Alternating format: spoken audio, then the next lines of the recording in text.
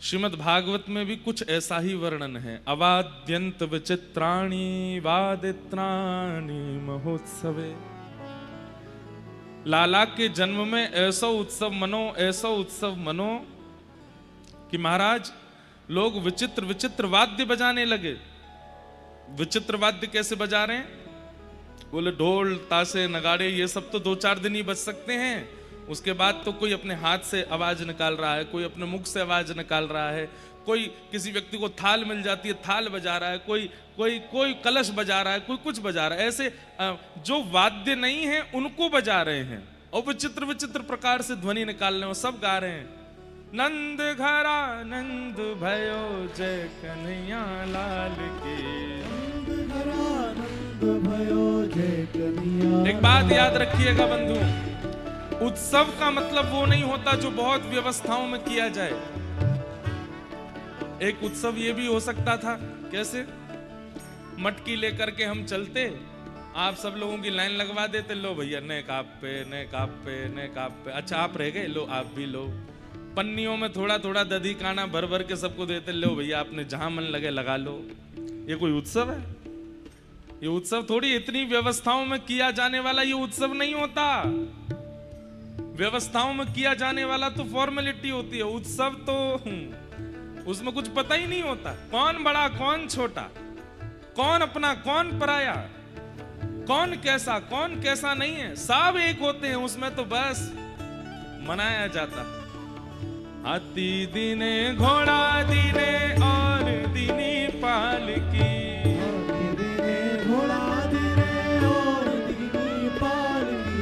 पालकन को लाडू पेड़ा बूढ़ने को लापसी, पालकन को लाडू पेड़ा बूढ़ने को लापसी। हे हाँ हाँ हो नंद घरा नंद भयो जय कन्हैया लाल की। नंद घरा नंद भयो जय कन्हैया लाल की। नंद घरा नंद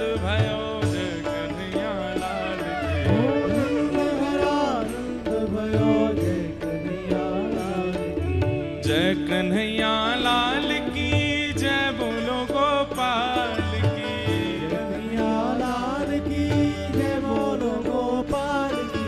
जय कन्हैया लाल की जय बोलो गोपाल की। जय कन्हैया लाल की जय बोलो गोपाल की। जय कन्हैया लाल की जय बोलो गोपाल की। जय कन्हैया लाल की जय बोलो गोपाल की। जय हो नंद लाल की जय बोलो गोपाल की। जय हो नंद लाल की जय बोलो गोपाल की। ओ नंद घरा नंद भयो जय कन्हैया लाल की। नंद घरा नंद भयो जय कन्हैया लाल की।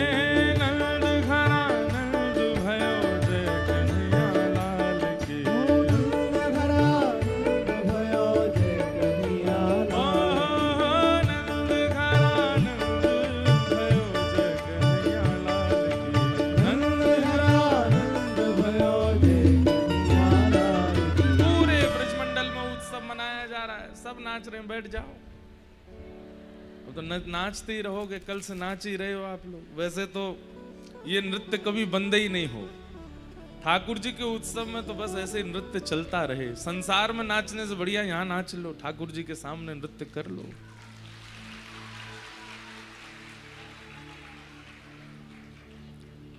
ऐसे हमारे ब्रजमंडल में पूरा उत्सव मनाया गया। विप्रों को बुलाया नंद बाबा ने, और नंद बाबा ने बुला करके ब्राह्मणन से कही भैया आप लोग पहले स्वस्ति वाचन करो। ब्राह्मणों ने आकर के वाचयित्वा स्वस्तेनम जात कर्मात्मजस्य वै कारयामास विधिवत पितृदेवार्चनम तथा। बहुत ध्यान से सुनिए बंधुओं, हमारे वैदिक शास्त्रानुसार विप्र जो हैं ये मंगल द्योतक होते हैं। इनके आगमन से और इनके द्वारा की गई क्रियाओं से हमारा कार्य मंगलमय हो जाता है। पर आजकल लोग बाग इस बात को समझते नहीं है, इस बात को मानते नहीं है और जातिवाद में आकर के फिर विद्रोह विद्वेष आदि करने लग जाते हैं और जिसके कारण अमंगल अमंगलों का अनुभव करना पड़ता है। हम नहीं कह रहे हैं, साक्षात भागवत जी कह रही हैं कि परमात्मा भी जब श्री कृष्ण रूप धारण करके पृथ्वी पर आते हैं तो उनके जन्म होते ही, खबर पड़ते ही सबसे पहले ब्राह्मण जाकर के स्वस्ति वाचन करते हैं। तभी तो श्री ठाकुर जी का संपूर्ण लीला जो मानव कल्याण के लिए की है ठाकुर जी ने, वो मंगलमयी हुई। क्यों? ब्राह्मणों ने उसका प्रारंभ कराया। यहां स्वस्ति वाचन ब्राह्मण इसलिए भी कर रहे हैं कि नंद बाबा के लाला भयो, इसलिए भी कर रहे हैं कि परमात्मा आए हैं जगत उद्धार के लिए, तो कोई क्रिया प्रारंभ हो तो ब्राह्मणों का स्वस्ति वाचन होना चाहिए। और ब्राह्मणों ने स्वस्ति वाचन किया। कहते हैं नंद बाबा की स्थिति कैसी हो गई, सब लोग बहुत ध्यान से सुनिएगा। नंद बाबा की स्थिति कैसी है गई? एक तो सांसारिक स्वभाव होता है कि हम कुछ भी करते हैं तो हमारा मन होता है कि सबको पता लगना चाहिए, सबके बीच में उसका प्रचार होना चाहिए। हम अपनी एक निजी बात बताएं, बहुत अपनी अंतरंग बात बताएं। कथा का प्रचार होता है, कथा में जो उत्सव मनाया गया उसका प्रचार होता है, वो करना आवश्यक इसलिए क्योंकि आज का युवा उसी से ही समझता है, उसी से ही जानता है, उसी को देख करके कथा में आता है। पर हम निज रूप से क्या करते हैं उसका प्रचार करने का बिल्कुल मन नहीं होता। निज रूप से क्या गा रहे हैं, क्या खा रहे हैं, कहां जा रहे हैं, या अपने लाल जी के नित्य दर्शन भी मैं कहीं नहीं डालता, ना किसी को कहते हैं कि रोज डालो। कई लोगों बोले आप नित्य गिरधर लाल जी के दर्शन डालना शुरू कर दो। मैंने कहा राधा वल्लभ जी के होते हैं, राधा रमन जी के होते हैं, बिहारी जी के होते हैं, जगन्नाथ जी के होते हैं, द्वारिकाधीश के होते हैं, सब करो। और ये तो आचार्यों ने कहा है, अपनी सेवा जितनी गुप्त रखोगे उतने अनुभव होंगे। आज भी श्रीनाथ जी का एक भी फोटो आपको नहीं मिलेगा सोशल मीडिया पे। प्रेम का एक स्वभाव है, प्रचार करने से घटता है। हम कहना तो नहीं चाहते पर कह देते हैं। दंपतियों को भी प्रयास करना चाहिए। जब विवाह हो जाता है ना, आजकल एक ट्रेंड चला है कि अपनी हर निज वस्तु को सबके सामने खुलासा कर देना, और इसी के कारण आज का युवा, आज की जनरेशन शादियों के बाद में बहुत कुछ अनुभव करती है। पति पत्नी आपस में बात नहीं करते, उनकी बातें भी केवल इसलिए होती हैं कैमरा सामने लगा है, चलो सबको तो दिखेगा कि हमारी बात चल रही है। कैमरा बंद होती है, एक दूसरे में लात घुसा पड़ते हैं। ऐसा जीवन हमारा हो गया है। कहां किसी समय में व्यक्ति अपने लिए जीता था, आज ये डिब्बा के लिए जीते हैं लोग। ये सामने धरे हैं जो, मैं तो 2-3 बार बोल चुका हूं कि कभी ऐसा समय आवेगा, कथा सुननी है तो पंडाल में आके सुनो, कहीं उसका प्रसारण नहीं होगा। आओ बैठ करके सुनो, सुन करके जाओ। पर ये असंभव है, नहीं हो पाएगा ऐसा। पर हमें अपने आप प्रयास करना चाहिए। प्राइवेटली जितना हो सके प्रचार से बचो। हम कथा वक्ता हैं, इसलिए हमारी मजबूरी है यहां बैठ करके अपनी कथा का प्रचार करना या यहां होने वाले उत्सवों को, क्योंकि उससे बहुत लोग प्रेरणा लेकर के स्वयं भी करते हैं। पर निजी भाव में जो है वो प्रचार करने का बिल्कुल मन नहीं होता, और ये होना भी नहीं चाहिए। जितना हो सके उसको घटाओ।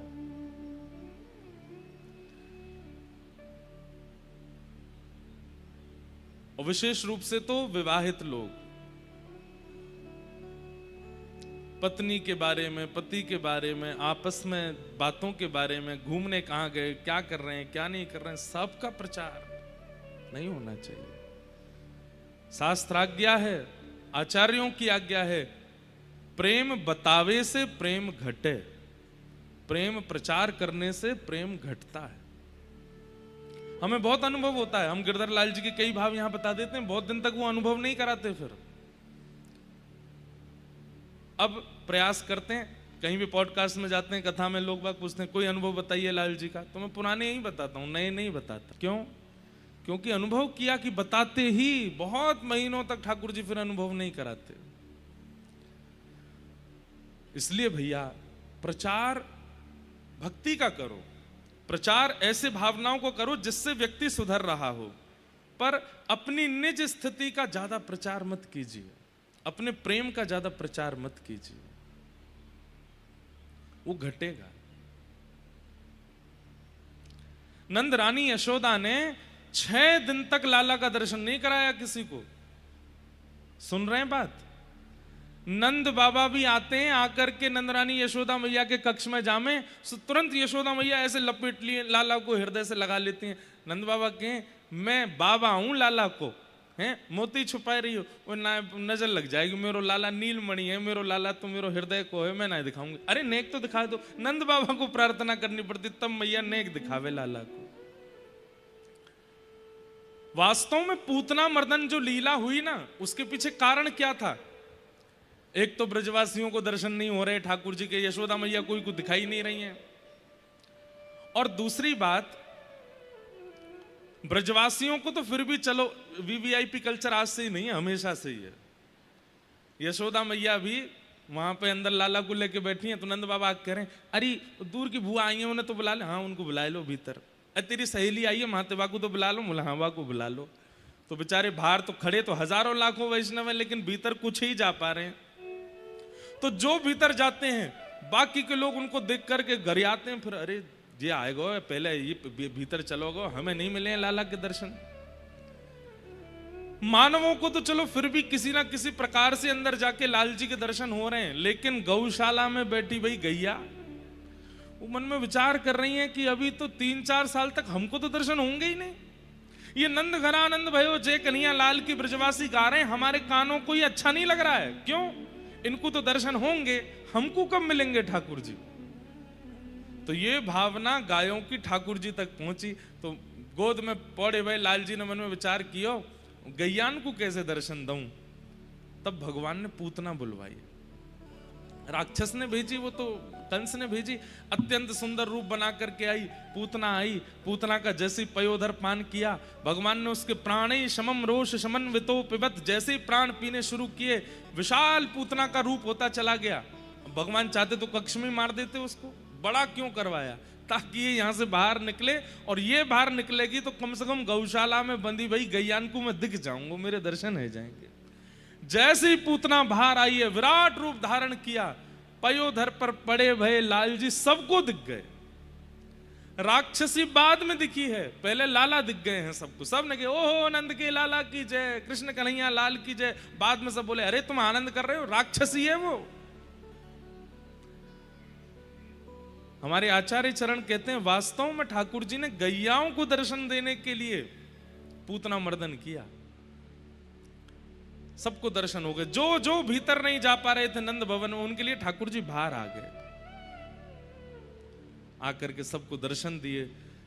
जैसे पूतना का वध हुआ, सब गोप ग्वाल ऊपर चढ़ के लाल जी को उतार के लाए।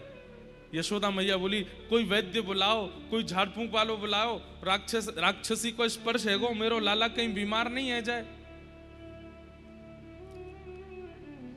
ब्रजवासिनी बोली मैया अब कौन आवेगो वैद्य, सबसे बड़ी वैद्या तो गैया है, गैया के पास चलो। लाल जी को लेकर के गौशाला गए। गौमूत्रेण स्नापित्वा पुनर्गो रजसार्भकम, गौमूत्र से स्नान करा करके गाय के खुर के कण लेकर के ठाकुर जी के 12 अंगों पर लगाए हैं। बंधुओं,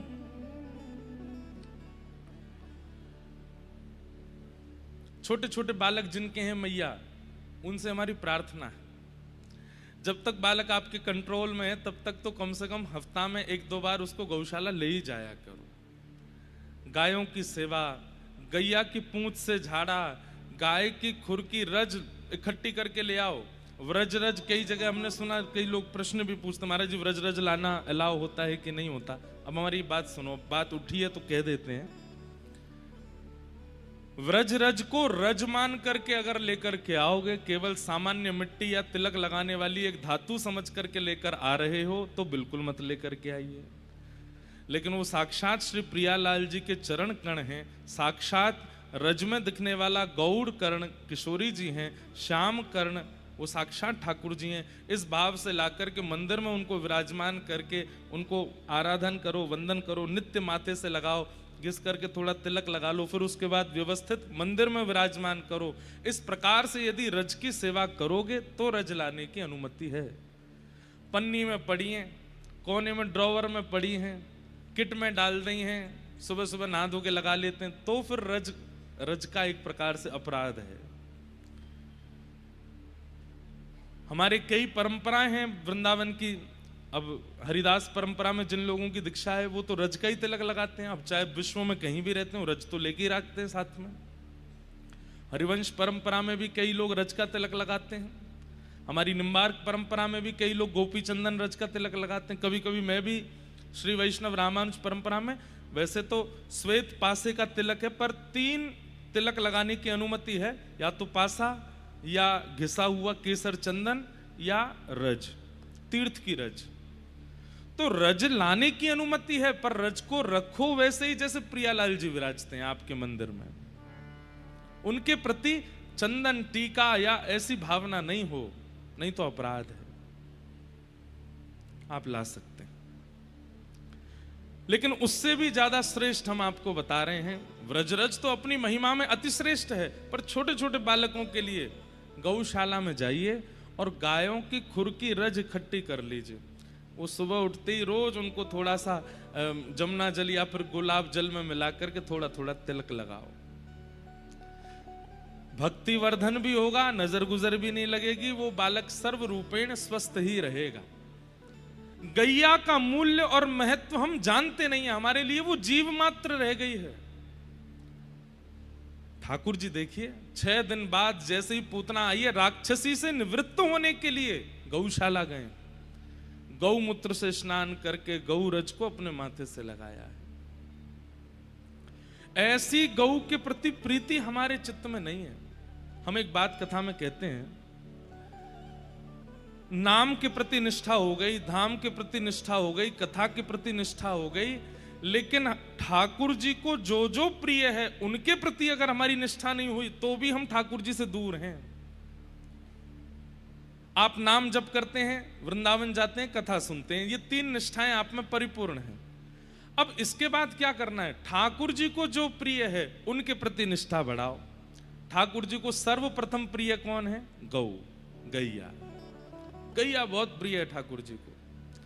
मैं कहता हूं जिन लोगों को गैया से डर लगता है, ठाकुर जी को उनसे डर लगता है। जैसे गैया देख करके लोग ओ दूर रखो दूर रखो, ऐसे ही आप भी राधारमण जी जाते होंगे तो राधारमण जी दूर है दूर है दूर है, पास मत आइयो, मुंह तो डर लगे भैया, तू गैया ते डर है। जिसको गौ गोबर और गौ मूत्र से घृणा होती है नाक बंद कर लेता है। ऐसा भक्त जब अपने ठाकुर जी का भोग लगाता है, ठाकुर जी भी नाक बंद कर लेते हैं। तो मेरी गैया में घृणा हो गए, मुंह तोते है रही है। सबसे पहले हरि को जो प्रिय है उन वस्तुओं से भी प्रेम करो, तो सबसे पहले है गाय। दूसरे नंबर पर प्रकृति, चाहे वो वृक्ष हो, चाहे वो मिट्टी हो, चाहे वो नदी हो, चाहे वो पहाड़ हो, चाहे वो आकाश हो, प्रकृति से बहुत प्रेम करते हैं ठाकुर जी। पूरी कृष्ण लीला में प्रकृति संवर्धन किया ठाकुर जी ने। हमारी बात बहुत ध्यान से सुनिए, ये कोई मनगणंत बात नहीं कह रहे हैं, आपकी भक्ति वर्धन करने का ये विषय बता रहे हैं आपको। कई लोग कहते हैं नाम जब खूब कर रहे हैं लेकिन हमारे चित्त में प्रेम बढ़ ही नहीं रहा, विरह बढ़ ही नहीं रहा। क्यों? ये आपके चाहने से नहीं बढ़ेगा। ठाकुर जी को आपसे प्रेम होगा तो अपने आप स्वतः सब कुछ बढ़ने लगेगा। और ठाकुर जी को आपसे प्रेम हो, उसके लिए ठाकुर जी को जो प्रिय है उनसे आपको प्रेम करना पड़ेगा। उसमें सबसे पहले गौ, दूसरे नंबर पर प्रकृति। प्रकृति से अगर आपको प्रेम नहीं है तो ठाकुर जी को आपसे प्रेम नहीं। कहीं भी ठाकुर जी महल बिहारी नहीं है, हर जगह ठाकुर जी कुंज बिहारी, जो सघन कुंज में रहते हैं।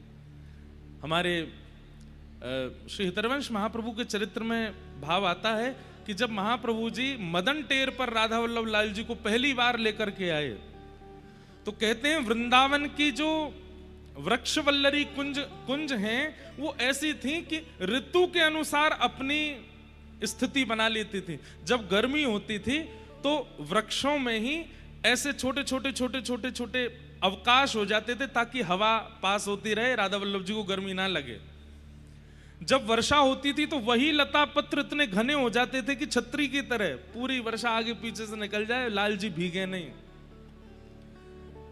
सर्दी हो जाती थी तो वही लता गुल्म इतने घने हो जाते थे कि शीत शिशिर से ठाकुर जी को गर्मी ना लगे। ठाकुर जी तो लता विहारी हैं, कुंज विहारी हैं, पत्र विहारी हैं, वन विहारी हैं। महलों में तो वो बाद में बैठे जब आक्रांताओं ने आक्रमण किया। ठाकुर जी जैसा कोई आनंद वाला नहीं, वो तो महादेव तो फिर भी शमशान में बैठते हैं, चार दीवारी तो वहां पे भी होती है। ठाकुर जी हमारे वृंदावन बिहारी वो तो वन में ही बैठते हैं, उनको वन ही प्रिय है। तो ठाकुर जी की दूसरी प्रिय वस्तु क्या है?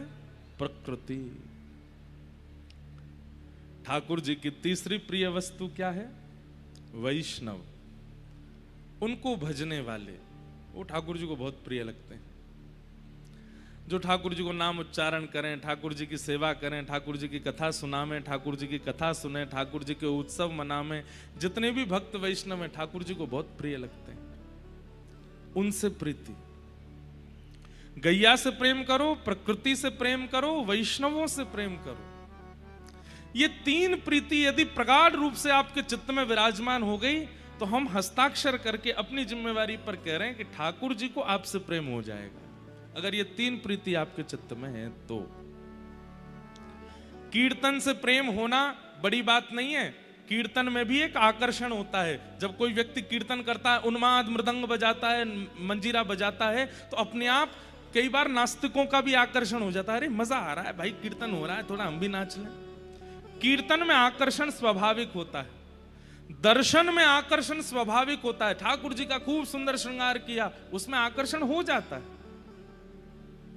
प्रसाद में आकर्षण स्वाभाविक होता है। इतने बढ़िया बढ़िया व्यंजन ठाकुर जी को पधराए गए, पा करके कई बार आकर्षण हो जाता है। तो प्रसाद से प्रीति होना, दर्शन से प्रीति होना, कीर्तन से प्रीति होना, इसमें बहुत बड़ी बात नहीं है।